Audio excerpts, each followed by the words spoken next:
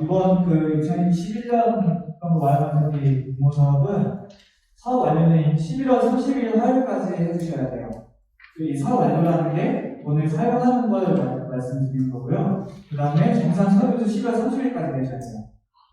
원래는 이게 종료하는 텀이 좀 있었잖아요. 그래서 원래는 내가 한 11월 초중순까지는 돈 쓰는 거 거의 마무리하겠다. 그리고 이제 서류를 다 정리하셨다가 그렇게 또 다시 한번 안내해드릴 것 같아요. 그랬다가 보통은 11월 말에 뭐 한두 개 제출하거나 그런 정산들은 나중에 정리하는 건 크게 어렵지 않잖아요. 그래서 일정은 그렇게 생각하시면 될 것 같고, 정산서 제출은 센터에 직접 오셔서 제출해 주셔야 되는데, 저희 퇴근 전까지 6시까지 센터에 방문해서 제출해 주시고, 그 다음에 이메일로도 꼭 보내주셔야 돼요. 이게 이메일로 안 보내주시면 뭐 저희가 수정하는 사항이 있을 수 있는데 저희가 그러면 수정하기 어렵고 여러 가지 불편한 점이 있으니까 꼭 이메일 보내주시고 센터에 방문해 주셔야 됩니다. 그리고 정산을 뭐 보안서류도 내고 뭐 이런 거 진행하고 결과를 12월 중순에 결과가 나오고 그다음에 12월 20일에서 24일쯤에 이자 발표를 아마 다시 안내해 드릴 것 같습니다. 네, 그 기본적인 회계 처리 기준이에요. 이게 이제 어제 다 받으셨죠? 다 확인하셨나요? 네. 이제 어제 받았는데 그 전에도 활동을 하셨을 수 있잖아요. 그런데 그런 비용들이 생겼을 수도 있고. 근데 이제 보조금 받기 전에 활동은 이제 보전할 수 없습니다. 그래서 정확히 이렇게 말씀드릴 수 있을 것 같고. 그다음에 사업을 변경하거나 사업 내용을 변경해야 될 때는 이제 얼마든지 변경할 수 있는데 대신 저희 센터에 사업 변경에 대한 내용을 알려주시고 그 다음에 저희가 이제 다시 회신을 드릴 거예요. 그럼 그때 하시면 되고, 그다음에 지출은 기본적으로 체크카드로.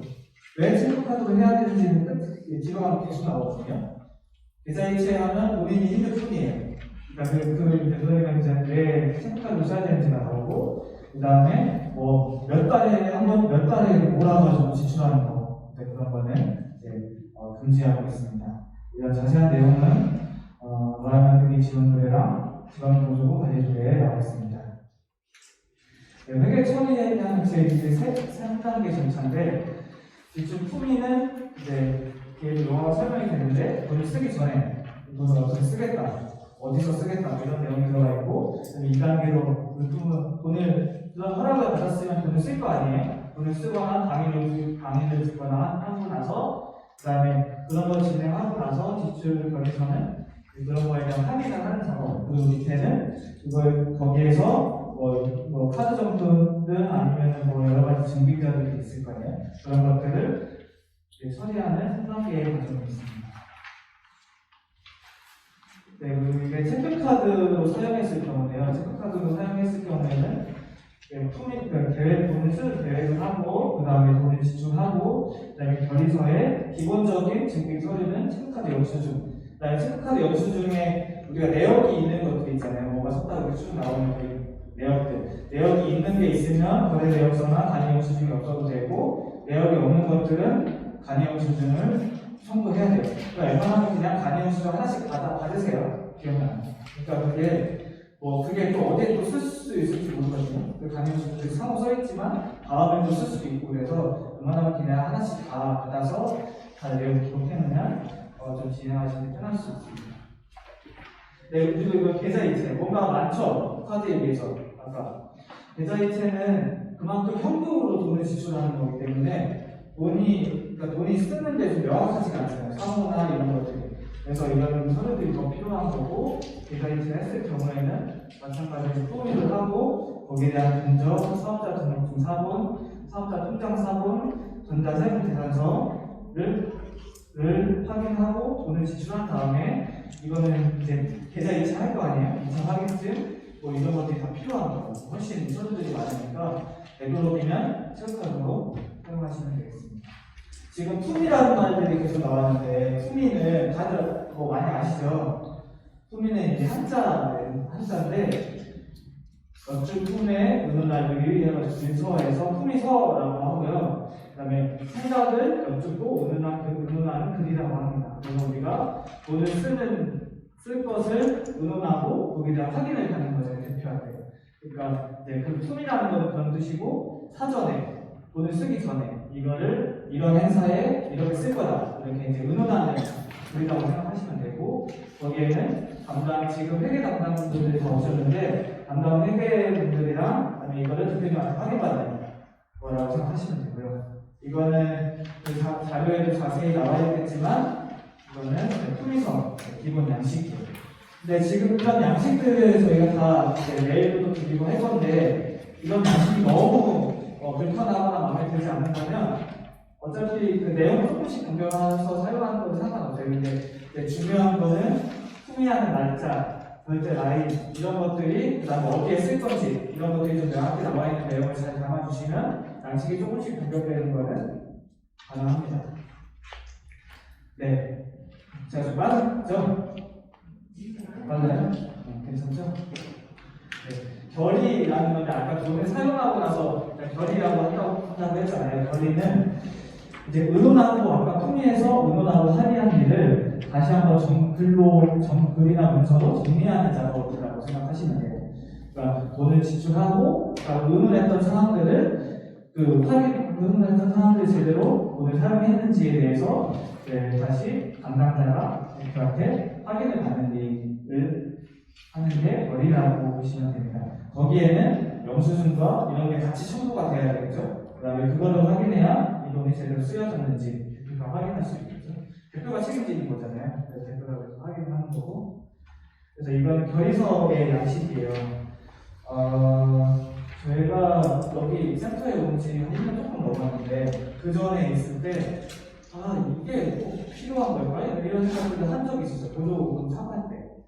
이건 또 무슨 용도, 이건 무슨 용도야, 이렇게 생각했을 때, 그래서 여기 다시 와서 좀 많이 줄여봤으면 좋겠다 이런 고민들이 좀 있었는데, 각기 다 이유가 있긴 있어요. 서류들이 필요한 이유들. 그래서 이제 저희가 올해 서류들을 좀 간소화했다고 했는데, 저도 경험해 보니까 이제 행정에서 그 서류들을 간소화하는 게 그렇게 쉬운 일은 아니에요. 그래서 이건 생생내는 게 아니고 저희가 그렇게 계속 노력을 하고 있고, 서류들은 계속 고민하고 있어요. 계속 활동하는데 서류가 문제되면 안 되잖아요. 그래서 최대한 편하게 할 수 있도록 저희가 계속 고민하고 있으니까, 조금 아직도 서류가 많다고 생각하시더라도 계속 성장하고 있다 이렇게 좀 생각해 주시면 감사하겠습니다. 이 결의서 안에 원래는 작년까지만 해도 여기 담당자와 그다음에 결제권자 이렇게 두 개밖에, 그러니까 서명하는欄이 두 개였어요. 근데 이제 여기 밑에 하나가 더 생겼어요. 그러니까 이 이유는 아까 품위서가 따로 있었잖아요. 그 품위대로 제대로 지출됐는지가 이게 그 확인이 아니에요. 품위대로 제대로 지출됐는지, 그리고 이거 최종으로 결의하는 게 아니에요. 지금 이것도 왜 하나 이런 생각이 드시죠? 여튼 아무튼 이렇게 하게 됐습니다. 네. 이거는 최종으로 확인한다 생각하시고, 이거는 계획된 지출이 제대로 이런 이게 새롭게 양식이 바뀌어가지고 이렇게 세 번. 원래는 이게 문서, 그러니까 시스템으로 주셔도 되면 품위된 게 저절로 여기 서명이 돼요. 그러고 나서 이게 원래는 여기에다가 최종으로 확인하면 되는데, 그게 안 되니까 두 번을 하게 됩니다. 여기 지출 결의서랑 품위서랑 같아야 되는 거예요. 같은 날짜예요. 내용이나 품위서. 그렇지는 않아요. 원래 돈은 조금 품위를 좀 넉넉하게 잡을 수 있잖아요. 근데 이제 지출 결의서가 품위보다 더 많으면 안 돼요. 결의서 금액은 품위서 금액보다 적어야 되는데, 그 대신 이제 같아도 되고, 그래서 보통은 각계로 많이 구성하시는데, 같아도 되고, 하지만 넣으면 안 돼요. 작아도 되는데. 결의서 작성하실 때 가장 주의해야 되는 점은 여기 그 품위 및 원인 행위 날짜 있죠. 이 날짜는 언제 넣어야 될까요? 지출일이 오늘이에요. 그럼 언제 넣어야 될까요? 이 날짜는? 오늘이요. 오늘이어도 되고, 대신 내일은 안 되죠. 네. 이거 품위는 돈을 계획한 건데 내일 계획하진 않습니다. 그래서 이거는 그리고 아까 이 품위를 하는 품위를 하는 그 날짜를 쓰는 거거든요. 여기가 계획했던 날짜, 그다음에 여기는 지출했던 날짜. 그래서 실제로 지출이 일어난 날. 그리고 여기에 적용하는 산출 내역을 써주시면 돼요. 여러 개를 살 수 있잖아요. 네, 산출 내역을 써주시면 되고, 그다음에 여기 최종 설명하고 여기 지출 일자 다시 한번 써주시면 돼요. 처음에 좀 익숙하지 않아서 빼먹었다가 발수 이런 경우 있을 텐데 몇 번 하면 금방 괜찮습니다. 한번 해보시고 특별히 어려운 거 있으면 저희한테 연락주시면 같이 도와드리겠습니다. 이거 전자세분계산서 혹시 직접 해보신 분 있을까요? 거의 다 해보셨죠? 근데 이제 이거 전자세분계산서라는 게 뭐냐면 근데 예전에 그 종이세분계산서를 받아본 적 있으시죠? 종이로 이렇게 업체에서 써가지고 뒷장을 탁 주고 하는 거. 근데 요즘에는 종이세분계산서를 사용하면 안 돼요. 그래서 이 전자세분계산서는 뭐냐면 사업자가 물건 판매할 때 구매자로부터 세금이 포함된 거래했다는 내용을 확인시켜주는 전자상으로 확인했다는 서류거든요. 이거는 사업자가 내용을 입력해서 국세청 홈택스를 통해서 구매자한테 메일로 확인되게 되어 있어요. 그러면 이제 전자세분계산서를 받으려면 메일이 있어야 되고 그 판매자한테는 내 사업자 등록증을 보내줘야 돼요. 사업자 등록증 만드셨죠? 고유번호증이랑 그거 만드는 그거를 보내줘야 거기 사업자 등록증의 내용을 입력해서 홈택스를 통해서 나한테 메일로 도착하게 되겠습니다.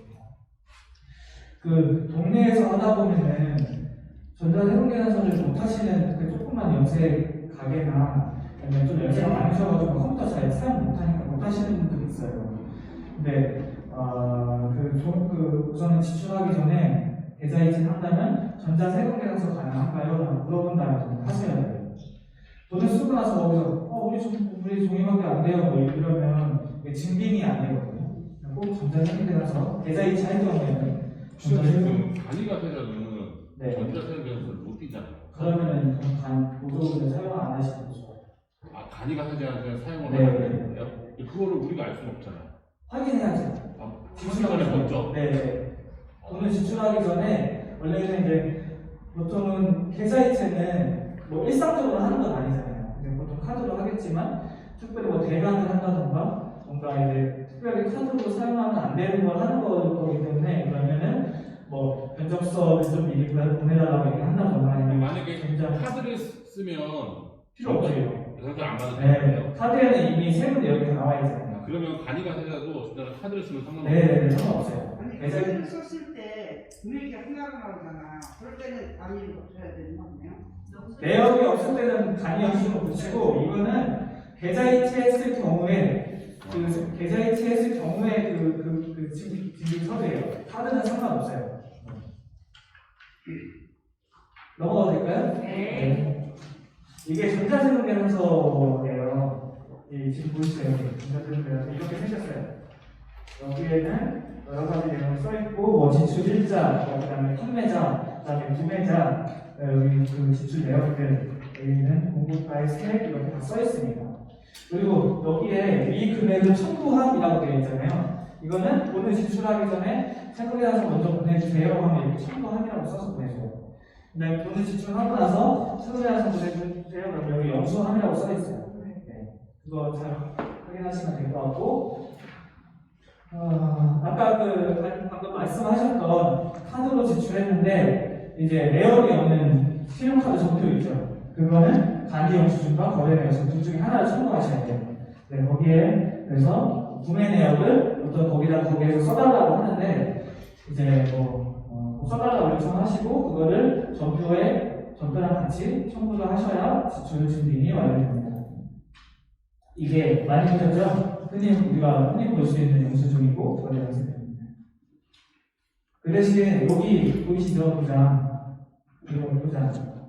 이거 이제 보통 간이 영수증 안 받았는데 귀찮아가지고 다시 안 가시고 보통 다이소에서 영수증 이런 거 비슷한 거 사가지고 써가지고 내시면 아무 소용 없어요. 여기 도장이 있어야 돼요. 네, 이 도장 잘 확인하셔야 됩니다. 네, 이거는 이제 견적서고 우리가 지출을 보통 사전에 보는데 이거 견적서고 이건 사업자 등록증. 사업자 등록증에는 이 등록 번호가 있고 그다음에 업태라는 게 있어요. 그 사업자에서 뭔가 판매할 수 있는 그런 거에 대한 종류가 나와 있고 여기 이 메일은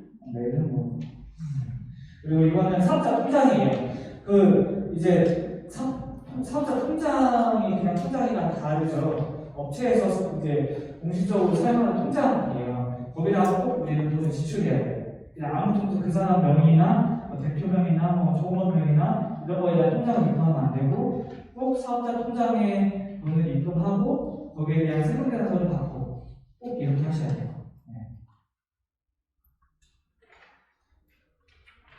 그리고 이건 입체결과 확인증이라는 건데 이것도 보통 실수 간혹 하세요. 실수라기보다 이게 입체결과 확인증이라고 해서 여기 이제 지출 일자, 그다음에 지출한 계좌번호, 금액 이런 게 그리고 여기 수수료까지 이렇게 써 있어요 보통은.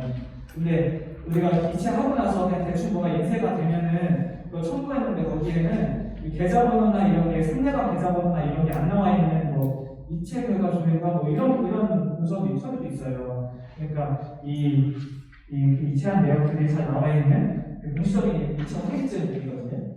이체 확인증을 첨부하셔야 됩니다. 네, 이거는 실전이어서 조금 이제 우리가 예산을 가지고 실전 우리가 지출한다 생각하고 한번 만들어봤습니다. 여기가 이건 아니다. 이게 우선 인건비고요. 인건비는 가장 어려워요. 원천징수라는 것 때문에 지출하기가 어렵고 어려운데 또 그만큼 인건비가 잡혀있는 분들이 많으실 거예요. 강사비가 있기 때문에. 그래서 조금 신경 써서 해줘야 되는 거고 여기는 증빙 서류들은 자료에 지금 잘 나와 있습니다. 그거 보시고 그다음에 이제 좀 다른 점은 우리가 강사할 때는 강의 신분증, 활동사진, 통장사본, 이체확인증, 원천징수 영수증, 강사 이력서가 들어가는데 단순 인건비에는 이력서가 들어갈 필요는 없고 단순 이제 활동 일지, 단순 인건비를 받았으면 그만큼 뭔가 활동을 했다는 뜻이잖아요. 그 활동을 언제, 기본적으로 이력사항을 넣고 언제, 그 다음에 어떤 일을 했는지, 그래서 그 사람 서명 이렇게 해서 활동 일지를 첨부하면 됩니다. 신분증과 관련된 사진, 통장 사본, 입장 확인증, 원천징수 영수증, 강사 이력서 이런데 왜 이렇게 많냐면 이건 기본적으로 계좌 이체 때문에 그래요. 강사비를 카드로 지출하지 않잖아요. 그래서 요즘 서류들이 많습니다. 인건비를 지출할 때는 보통 계좌 이체이기 때문에 지출 품위서 돈을 지출하기 전에 아까 제가 말씀드렸던 강사 이력서, 신분증 사본, 강사 통장, 그다음에 강의를 했던 사진 이렇게 해서 이 사람이 강의를 했으니까 돈을 지출하겠습니다 이렇게 하라고 하는 거예요.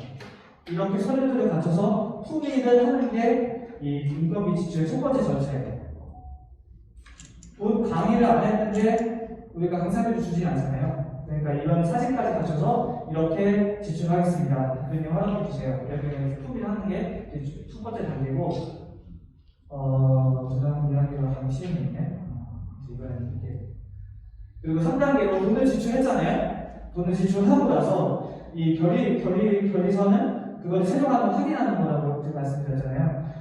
이제 돈을 지출하고 계좌이체 아까 계좌이체 확인서랑 그다음에 이 원천징수 영수증이라는 걸 첨부하셔야 되는데 이 원천징수라는 게 이제 세금과 관련된 거거든요. 어떤 건지 좀 볼까요? 원천징수는 원래는 자기가 뭔가 소득이 생기면 그만큼 국가에 세금을 내야 되는 거잖아요. 근데 그 세금을 국가 대신 자기 대신 내는 거예요. 그러니까 그 대가를 지불할 때 상대방이 내야 될 세금을 국가 대신하여 징수하고 납부하는 거를 원천징수라고 해요. 그러니까 지금 이거랑 강사비가 연결되면 강사비를 줬어요. 근데 그 강사비가 세금을 내야 돼요. 그럼 그거를 내가 대신 징수하고 대신 납부하는 거. 그게 이제 원천징수라고 하거든요. 근데 거기 무조건 다 세금을 내는 거는 아니에요. 금액 기준이 있는데 그 금액이 그 금액 기준 말씀드리기 전에 그 원천징수도 이제 종류가 여러 가지가 있어요. 그 중에 여러분들이 제일 많이 이제 하게 되는 건 기타소득이라는 거예요. 기타소득은 강사가 뭔가 이제 회사가 아니고 강사 개인 회사가 아니고 강사가 어디에서 그냥 개개인인데 이제 임시적으로 강의를 하게 됐어요. 그런 거는 이제 기타소득이라고 해요. 근데 이걸 이제 여러분한테 말씀드려야 되는데 예를 들면 우리가 피아노를 어디서 배워야 돼요. 피아노에서 피아노 강사를 듣고 오셨어요. 근데 그 사람은 피아노 전공도 한 사람도 아니고 피아노를 업으로 삼는 사람도 아니고 뭔가 이제 전혀 피아노 경력도 없어. 근데 그 사람 피아노 강사를 섭외했어요. 그러면 안 돼요. 강사 자격이 안 되는 분이에요. 그러니까 강사 섭외할 때도 그래서 이력서를 첨부하는 이유가 그거거든요. 그러니까 이력서를 뭐 실행하고 확인해서 그런 게 아니라 그 사람이 강사를 할 수 있는 뭐 능력이 있는지 확인하기 위해서니까 그 이제 강사 섭외할 때 잘 참고하시고, 그다음에 기타 소득은 아까 말씀드렸듯이 사업자가 없는 사람, 그리고 그 이제 사업소득이라는 것도 있는데 사업소득은 개인 강사인데 그 사람 개인으로 사업자가 있는 사람들이 있어요. 이제 강의만 하러 다니는 분들은 보통 사업자 등록증을 가지고 있는 분들이 있어요. 거의 없는데 이런 분들이 간혹 있어요. 그런 분들은 세율이 틀려요. 그리고 우리가 주로 사용하는 거는 8.8%, 근데 사업자 강사는 3.3%. 그래서 아마 보통 거의 다 기타 소득일 거예요. 네.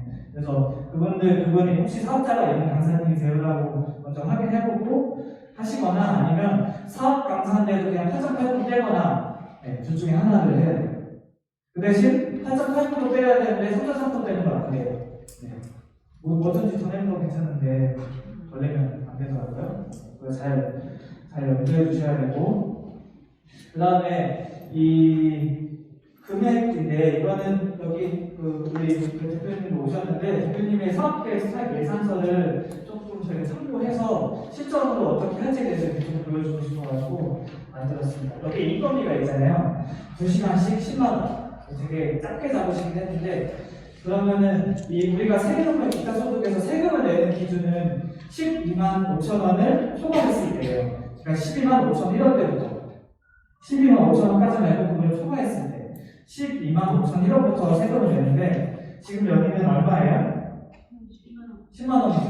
그러면 10만 원 지출하고 나중에 같은 강사라고 치면 10만 원을 지출하고 나서 원천 징수를 해야 될 거예요, 말하는 거예요. 같은 강사예요. 해야 돼요. 30만 원 받을 그렇죠. 네, 이게 1회 우리가 처음에는 10만 원이 나가지만 다음 달에 강의하면 또 10만 원 주고 다음 달에 강의하면 또 10만 원 주면은 30만 원이 나가잖아요. 근데 그게 예상이 되는 사람이잖아요. 처음에 이제 우리가 3회 정도 하자 이렇게 얘기할 거 아니에요. 그러면은 10만 원 나갈 때도 8.8% 원천 징수를 하고 강사한테 주는 거예요. 네. 그 12만 5천 원을 초과한다는 금액이 월 기준이 아니라 연 기준이라고 생각하시면 돼요. 네. 그 대신 우리가 그냥 원래 한 번만 하려고 했어요. 10만 원짜리 강의를. 그 이제 안 한다고 했는데 강사 갑자기 푸근하구나 그래가지고 그 사람 다시 부르게 됐어요. 그래서 다시 10만 원 주게 됐어요. 그때 어떻게 될까요? 그럼 뭐죠? 거기까지 하세요.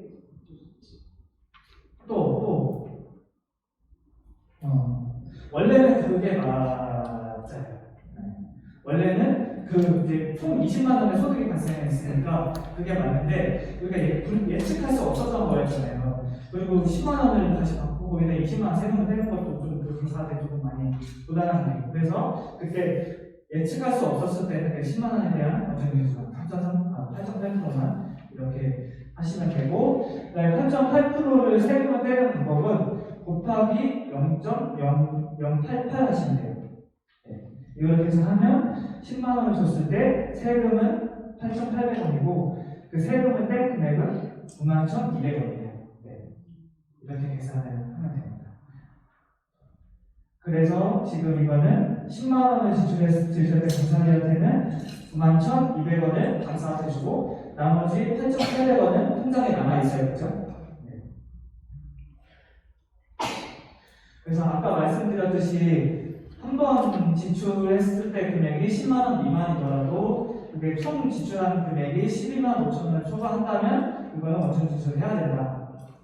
라고 꼭 명심해 주시고 하시면 될 것 같습니다. 이 원천 지수가 제일 어려워요. 신고한 그거를 이제 뭐 사업 소득이니 기타 소득이니 이런 거 확인하기도 조금 어렵고, 그다음에 그거를 심지어 납부하는 것도 어렵고, 그래도 이제 강사비가 지출하시는 단체들이 많으니까 잘 기억하셨다 하시면 됩니다. 그리고 저도 이게 되게 어려웠어요. 어쨌든 신고하는 거. 그래서 어떻게 하면 좀 더 쉽게 납부하는 방법을 알려드릴 수 있을까? 그래가지고 이 원천 기수 하는 동영상을 저희가 만들어서 저희 유튜브에 올려놓을 거예요. 그래서 그거 보면서 따라가서 그냥 클릭하면서 들어가면 돼요. 네. 그러면 좀 많이 하기 편하실 거예요.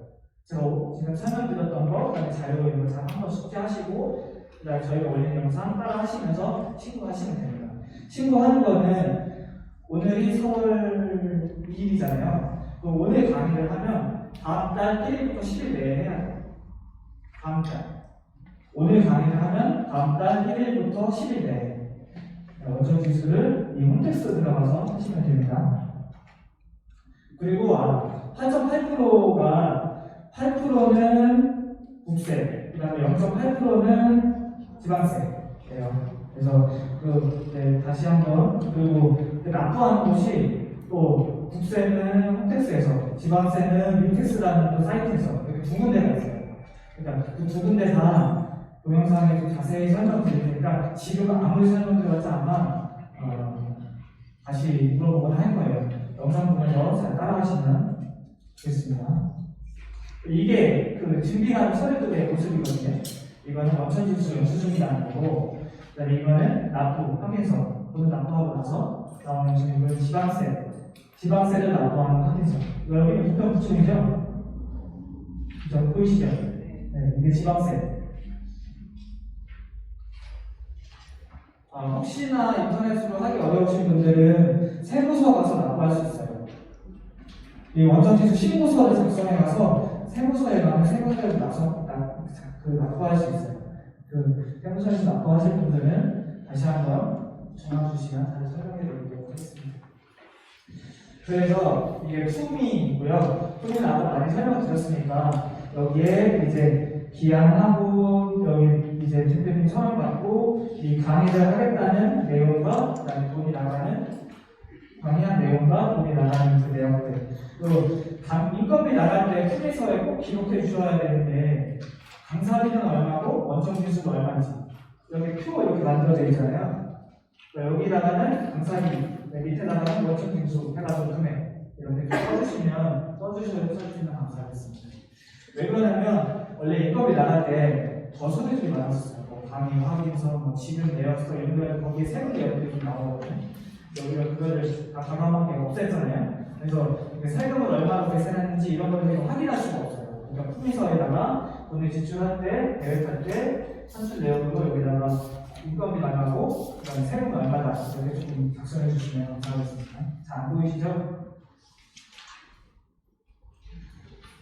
네, 이 준비 서류들을 하나하나 보시면 신분증, 그 사람 신분을 확인해야 되니까 신분증 들어가야 되고, 강사 통장, 다른 명의는 안 되겠죠? 실제로 강사하시고 하신 분들이랑 다른 명의는 안 되고, 예를 들면은 제가 이름이 인상인데 인성이라도 안 돼요. 잘 확인하셔야 됩니다. 그리고 이력서 아까 이력을 왜 확인해야 되는지 설명드렸고, 강의 사진, 그다음에 본 이체한 이체 확인증, 그 다음에 다음 달에 내 세금의 원천지수 영수증을 이제 전에 있던 강의에 첨부해 주시면 돼요. 그다음에 이거 돈을 쓰고 나서 거기서는 많이 설명드렸으니까 여기는 원인행위 계획했던 날짜 잘 써주시고, 그 다음에 결제 받고, 그 다음에 다시 한번 아까 말씀드린 설명하고, 그 다음에 여기는 단체명 써주시고.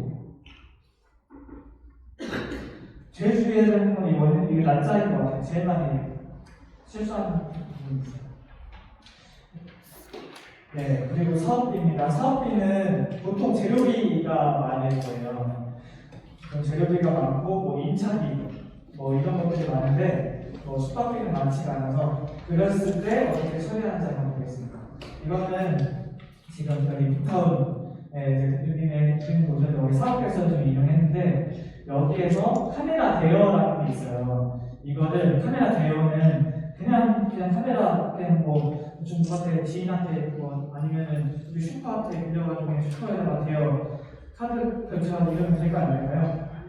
안 되겠죠? 왜 안 되는지 보면 이게 카메라 대여와 이제 그 사업비 안에는 보통은 2차비라는 사업비랑 그다음에 현수막 배너 많이 제작하시죠. 그리고 영상 편집 프로그램 이런 게 이제 사업비 안에 있을 수 있는데 이거는 예를 들면 소비자 대여한다고 했을 때 뭘 확인해야 되는지 여기 보이시죠?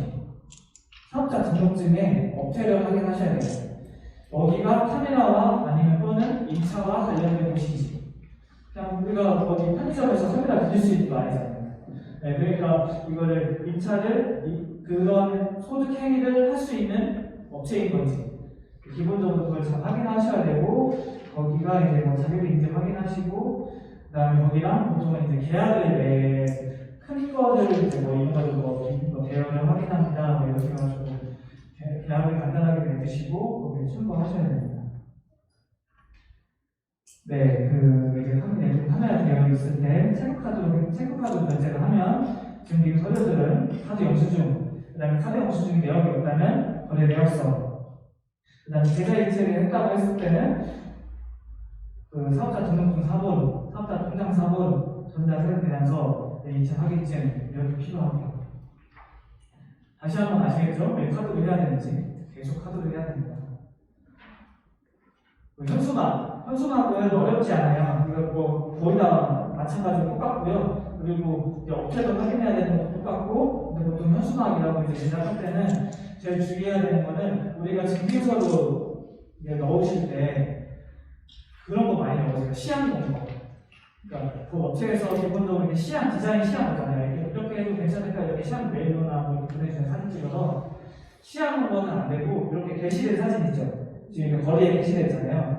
뭔가 여러분도 사업하거나 활동할 때 뭔가 어디에다 게시할 거 아니에요.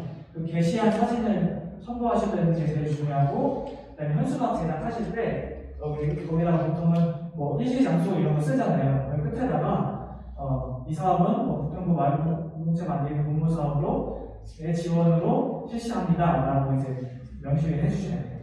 네. 다시 한번 자료실에 한번 살펴보세요. 이게 아니에요.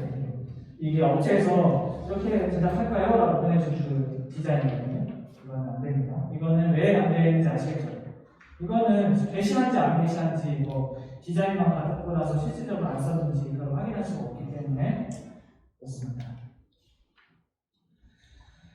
네. 그 다음에 운영비가 생각보다 우리가 한 3명에서 모여가지고 식사를 하면 뭐 얼마 안 되잖아요. 2만 원도 안 되는, 2만 원 좀 넘을 수 있으니까 이게 얼마 안 되는 금액인데 생각보다 첨부하는 사람들이 되게 많아야 됐었어요. 그러니까 회의록을 첨부하거나 회의 자료를 넣어야 되거나 이랬었는데 오늘 그런 자료를 빼고 아까 부장님 말씀하셨던 사진을 첨부하시면 되는데 이 운영비라고 하는 거는 사업비랑은 좀 달라요. 이 운영비는 우리가 마을 공동체 만들기 공모 사업을 3명이나 또는 더 많이 이렇게 모여가지고 저희한테 사업계획서를 내셨잖아요. 그 내부에서 예를 들면 회의할 때 필요한 뭐 사무비 또는 뭐 다가비, 식사비 이게 운영비, 사업비랑 다르고 대신 사업비 안에서는 그 운영 3명의 식사비도 지출하시면 안 돼요. 3명의 내부 인원은 이 운영비로 지출하셔야 됩니다. 이해가 전혀 안 된다고 보시면 이해되세요? 그 3명은 사업비에서 쓰시면 안 돼요. 예전에 사업비로 식사를 하시고 그 명부에 내부 이제 3명의 그 인원들이 명부에 있었던 단체가 있었어요. 그러면 그거는 좀 명확히 보이는 거기 때문에 그걸 그냥 넘어가기가 좀 어려워요. 그러니까 내부에서 회의하고 뭔가 결정하고 하기 위해서 다가도 하시고 식사할 때 이 운영비를 꼭 사용하셔야 된다는 거. 그 다음에 그런 줄 몰라서 그러면 우리는 너무 운영비를 작게 잡았다 하면 사업은 변경하실 수 있으니까 우선은 내부가 회의하고 결정하는데 필요한 것은 무조건 운영비다라고 생각하시면 되고, 아까 말한 사무비는 수용비, 그다음에 식사나 다가비는 여기 밑에 있습니다. 여기도 뭐 아까 다른 거 없고요. 여기서 특별한 부분은 이 사진 보이세요? 여기에 장소와 인원이 명확히 나와 있잖아요. 1명, 2명, 3명, 4명, 5명, 5분이 모여서 회의를 하고 있잖아요. 사진을 이렇게 찍어주시면 돼요. 대충 그냥 많이 이렇게 한두 명 나와 있는 사진 찍고 식사를 한 5명이서 했어요. 저희가 다른 거 안 받고 그냥 사진만 받는데 그러면 안 되겠죠. 그리고 이제 저희가 이거 이제 서류를 보다 보면은 이거 분명히 어디서 봤던 사진이에요. 그러면 전달에 했던 사진이 또 들어와 있는 경우가 있어요. 물론 많이 하다 보면은 똑같은 사진을 넣을 수도 있어요. 근데 이제 그렇게 사진을 넣으시면 서류가 더 많아질 수도 있어요. 이제 우리가 이 보조금 사업을 하다 보면은 처음부터 이러지는 않았을 거예요. 근데 하다 보니까 이런 문제가 생겼어요. 이런 서류가 포함돼야 되겠다. 또 그렇게 하다 보니까 단체도 그런 또 다른 문제가 생겨서 또 이것도 포함해야 되겠다. 이러면서 이제 점점 많아지는 거거든요. 근데 우리가 올해 간소화해 조금 마음에 안 드시겠지만 조금이라도 간소화했는데 참 이게 서류가 계속 좀 더 안 좋아져. 그러면 계속 더 하기가 되게 어려워지잖아요.